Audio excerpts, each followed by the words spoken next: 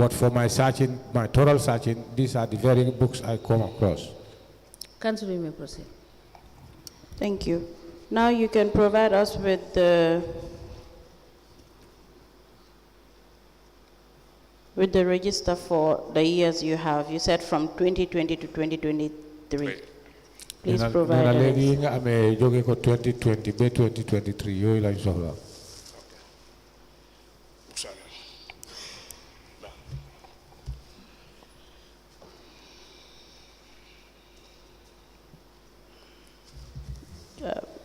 Those are all the registered.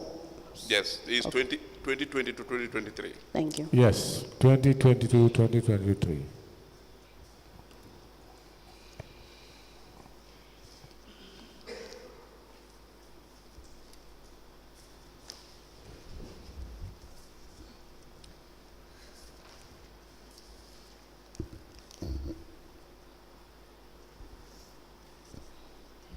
And since you, Madam Chair, asked your question, you already made mention that you've been collecting for both registered and unregistered businesses. So this register, is it for both both registered and unregistered businesses?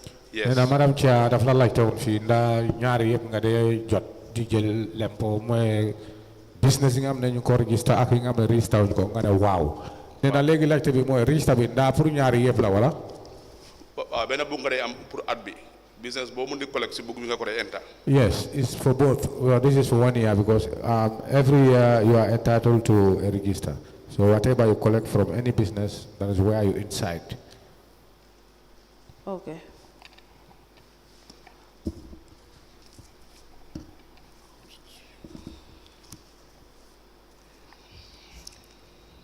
Mr. Ba, while she is looking through before we admit the cash books, you also have a register of the businesses, right? I'm going to register apart from the cash book. So cash book sheet you tamit da ngay am register business yi. Waaw ñu am register. Yes, we do. Where is the register? Nee na ana bobu. We dañ ko do submit so bu jé dañ ko do submit.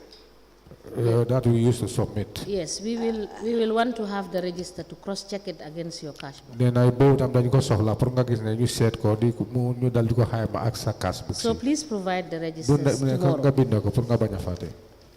Actually, I asked for the registers, so that's why I was looking. He provided the cash books. Cash books, okay. We will admit the cash books, and I've already requested Si the bopam register. mo di laajte moy register yi nee na waaye ba léegi benn la comme yow li nga joxe mooy cash books.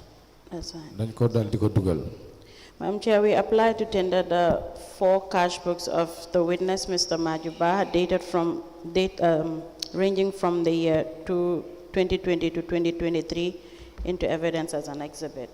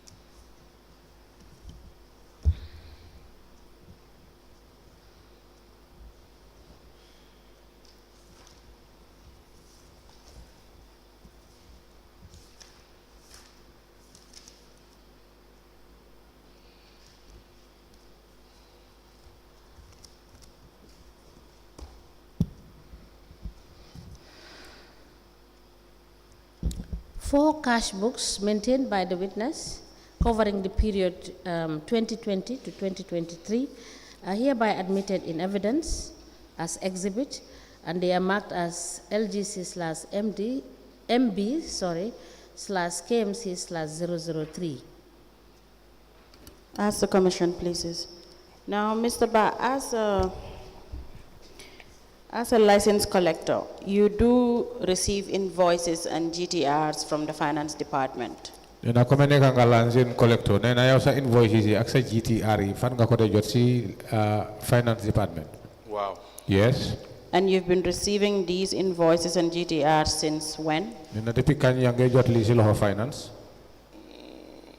2018 lañ start to use ñun. We started using them 2018. You started receiving personally in 2018.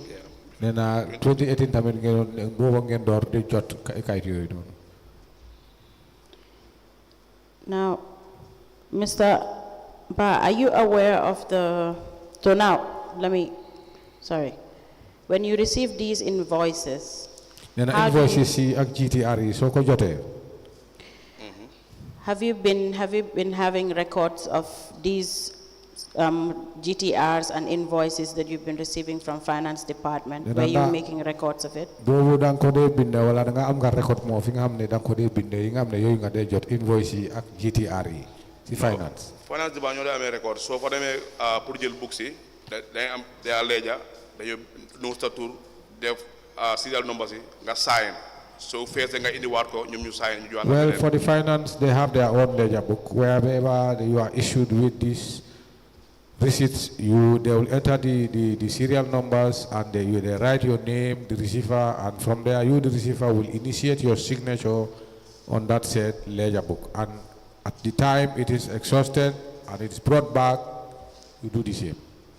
Okay, and you do this all the time? And Ali, yow sama fa da nga ko dee def waxtu bu nekk. waaw. Yes. Now, how often do you receive these invoices and GTRs Then, from the finance department? kañ nga dee jot receive naka la GTR yi ak fi nii si loxo finance.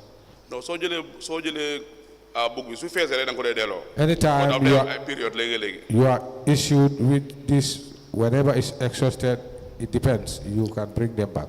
How long does it take for you to exhaust it? Nee na pour yow soo jëlee benn wala soo jëlee kañ la dee jee pour nga delloo ko naka la lana yaagaay bi weer wala semaine wala bés. non loolu mënu loo ko xayma because da nga dem si field bi xam nga daf dee depend léegi starting of the year. You cannot be able to estimate that because it depends on the field. Sometimes if you go to the field, starting of the year foofu nga dee foofu dafa fekk zone bi ñu la ko jox so da nga dem nga serve from shop to shop nga serve leen invoices. normally from there nga delluwaat pour make the payment. every beginning of the year you will be issued with them. You go to the shops and serve each of the shops, and from there then you can follow to make your due collections. And when you serve these people, do you have records of it in your book? nee na soo demee comme ni nga ko waxee nga daal di leen di jox borom bitik yi ndax da nga am place bi nga xam ne sa book fi nga ko dee bind. waaw am naa fa laa dee bind naka suma invoice bu ma saaf rek am naa. Yes, I have a place where I used to record them. Any invoice it happens to serve. And when you give them these invoice, so that's why I ask again, sorry, how often? But you mentioned here that you've been collecting daily. nee na sooy seem laay laajte kañ nga dee dem di jot pour jot book yooyu nee na comme yow sa bopp wax nga fi ne yow lempo bi nga dee jot si nit ñi dee nekk bés bu nekk. waaw dama lay liggéey Monday ba Friday. Yes, I work Monday to Friday on the field. So how often do you run the accounts at the finance department? nee na kon kañ nga dee yóbbu xaalis bi si finance department. finance. Department. ne dama la yóbbu xaalis bi si kaase bi leen ko dee yóbbu foo leen ko dee fayee. We used to take these monies or That's the still at the revenues. finance department. Very That's well, what I said. very well. Na foofu mooy finance department. nee na kañ anyway, I'm lost. When do you normally run the accounts at finance department? nee na kañ nga dee yóbbu xaalis bi si finance department. soo demee si field bi soo collègue because man mostly dama dee fekk suma boobu boori 2:30 o'clock ma waaja ma dem si kaase bi ma fay. Every day léegi dama late dama dee xaar ba very following morning first thing su ma ñëwee ma fay xaalis bi. Every day I do my collections. I do close around 2 before 3. So I rush to the cashier to deposit my monies. But sometimes it happens when I get late. Then I'll keep the money till the following morning. That will be my first program to deposit the said monies. Meaning you've been rendering account every day? Then loolu mu wone mooy bés bu nekk yow da nga doo dugal money xaalis. waaw bés bu ma amee collection moom dama ko dee fay. Yes, every day I have collection, I'll pay. So each day you will take one GTR book? nena kon loolu moo ne mooy bés bu nekk dang day jël benn GTR book. non GTR da nga ko doon jël si account soo ko jëlee boobu nga day use boobu maa ko day amee. The GTR that which are issued to me every day is on me. I have to. It's under my custody. I understand. So now, GTR receipt book of how many slips do you GTR issue? booking ade ame nyata kayit mo fa den neka wata nyata receipt. léegi-léegi mu nekk 50 léegi-léegi mu nekk 100. Sometimes 50, sometimes 100. And your collection, what are your tariffs? Sorry. Yes. Continue even if it Nena lan nyata lan moy sa tarif bi nyata la moy tarif bi pour ñu la nga xamne li lañ la day joxe wala li nga day jot ci loxo nit ñi tarif. Tarif na target. No tariffs? Because you don't, do you collect 10-10? Nena yow dang day jël $10 as in, is it $10? No, dañ am a tariff boo xam ne all the business, all the categories foofu lay nekk. We have a tariff We go which according to the tariff. indicates all the categories and we work according to the said tariff. That's what I asked. Nena lola laite. Waaw ñu ngi amee tarif. Yes, we do have a tariff. Can you provide us with your Nena the ba mun nga tariffs? ñu joxe wala mun nga ñu won tarif bobu. So that we can identify your zone. How much collections do you Pour make? ñu mëna rañé yow sa zone bi ñaata nga day jot fofu wala ñaata nga day collect ci lempo bés bu nekk. Binago. Fona su nekkee maa ngi understand lu ma wax.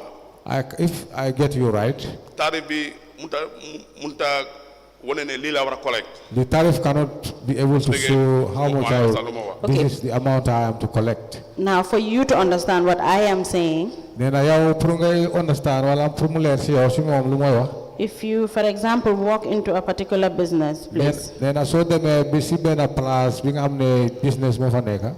the tariff for that particular business place, Nena tarif bi nga amné woné na fi nga nekk ci boutique bi nga dem wala business bi nga dem tarif bi lu mu woné pour fofu. let's give an example, $500,000 per place. Légui for instance comme légui place bobu dañu wara fay $500. I believe you don't just stand there and look at the type of the business and then assume, give your own price. Nena fogut ne danga dem yow danga dem taxaw nga xol ban façon safara lañ fa def. You're guided by what is called tariffs. Yow lu nga guide lu la day guide moy tarif bu ñu la day jox. That's what I'm asking for. Nena loolu la nekk di laajte pour nga isi yooyu. waaw maa ngi amee tarif lañ dee use. Yes, we have a maa ngi amee tariff. I have one. Thank you. That's what I'm asking for. Nena boobu la moo laajte pour nga You isi. can write it down and provide that. Yeah, I already wrote it. Thank you. Yes, let me just ask one question. Mr. Ba, you have said that when you collect tax and it's late in the day, you go to submit the money the next day. Nena li sa kado la ne so demee jël lempo waaye fekka keroog moom danga xala danga late so li nga dee def mooy danga dee ànda xaalis bi si suba sooy ñëw nga dal di ko fay. Wow. Yes. Now, the books per month, do they give you books that you keep, that is the GTRs for a month? Nena books yi nga xam ne pour weer ndaa dañ la dee jox book yi nga xam ne yooyu sakkan na lool pour nga xam ne moomu loolu book yooyu mun nañ la yóbbu lu dem ba weer benn weer. No, GTR bi.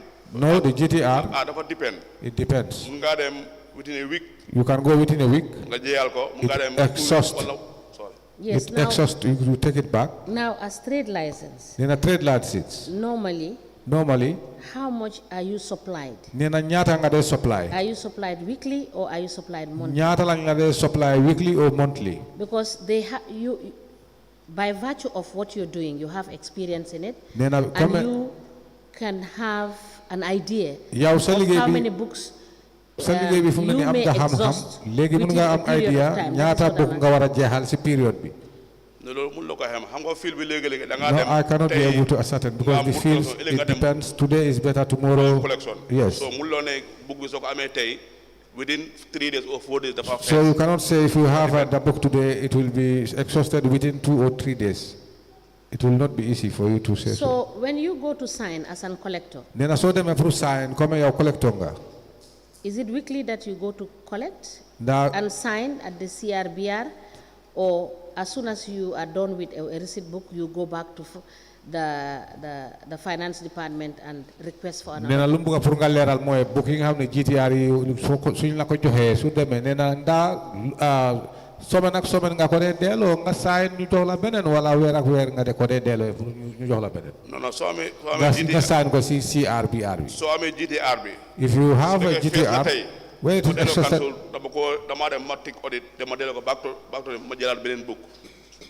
When you are issued with a GTR and it is exhausted, you take it from the audit, you take it there, and you are supplied with another one. What is your daily estimation of collection? Nena yow bés bi ñaata nga dee xayma ne bii nga war a jot wala ñaata nga dee jot si bés bi? No, duñu jot daily target, monthly target lañ am. No, we don't use our daily target. Normally we have what we call monthly target. What is your monthly target? Nena ñaata mooy sa monthly target? Dafa depend sa annual target bi. It depends on your annual target. Then ko dey break down into 12 months. It will be break down into 12 months. Broken down into 12 months. Yeah. So that target is written to you in a form of a memo? Then hana lo lañ la ko bind mu melni memo. Waaw manager bi daf ko print out mu paste ko ci office fofu. So Yes. everybody have a copy. Xam nga ne every month li nga wara collect. The manager will print and paste it there, but each of us will have your own copy for that you know this is the amount I'm supposed to. Okay, so collect. please bring us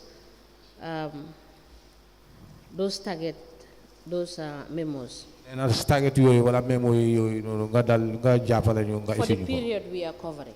Nena period bi nga xamne bobu la ñu ko ba joge ko 2018 be 2020. Now, my actual question is, Nena legi laajte am bi legi moy.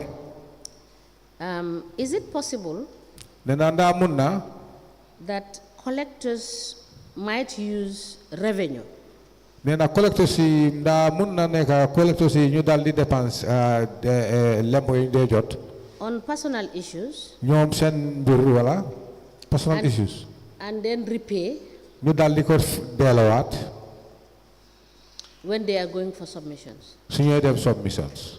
Is that a possibility? Nena nda mun na nekk.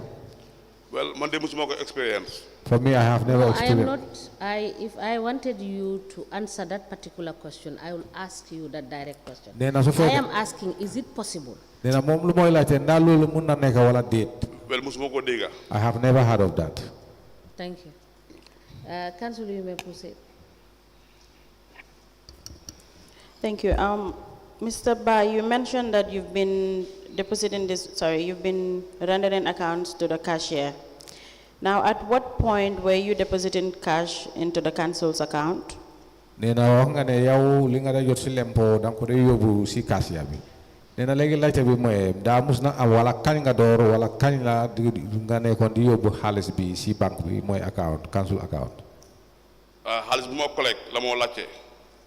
Yes, the revenue you've been collecting. Nena lempo yi nga da jot. mooy lu ma wax rek su nekkee dem na si field bi ma am collection su ma wàccee that same day su ma fa fay cashier bi dama ko def fay that same day. I understand the cashier What I part. have said, what I understand, mu ne loolu yëg na ko dégg na loolu waaye lu moo laajte ak li ngay wax ne na du benn. Have you been depositing monies that you've been collecting at council's account? Nena lu moo laajte ne na ndaa mus na am jamono wala mus nga di yóbbu xaalis banque si account council. waaw mus nañoo.